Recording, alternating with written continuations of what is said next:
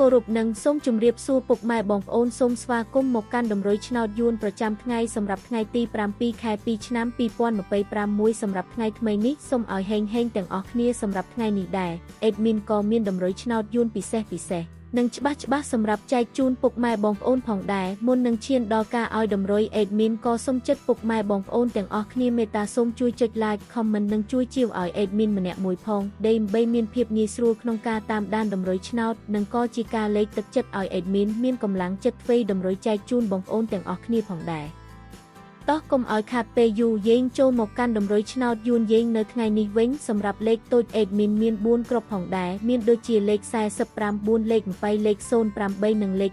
87សម្រាប់ប៉ុស ABCD សម្រាប់លេខអូខ្ទង់អេដមីនក៏មាន2គ្រាប់ផងដែរមានដូចជាលេខ40សម្រាប់អូខ្ទង់និងលេខ80អូខ្ទង់ដូចគ្នាចូលមកកាន់លេខពិសេស3លេខយើងវិញអេដមីនមាន3គ្រាប់ផងដែរមានដូចជាលេខ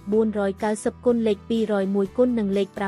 873គុណផងដែរចាស់សម្រាប់វីដេអូតម្រុយឆ្នោតយើងនៅថ្ងៃនេះបានឈានមកដល់ទីបញ្ចប់ហើយនាងខ្ញុំសូមជូនពរពុកម៉ែបងប្អូនដែរស្រឡាញ់និងចូលចិត្តលេខអេដមីនយកទៅធ្វើការផ្សងសំណាងសូមជូនពរឲ្យពុកម៉ែបងប្អូនទាំងអស់គ្នាហេងមានលាភមានជ័យចាក់ត្រូវគ្រប់គ្នាសូមជម្រាបលាជួបគ្នានៅថ្ងៃស្អែកបន្ត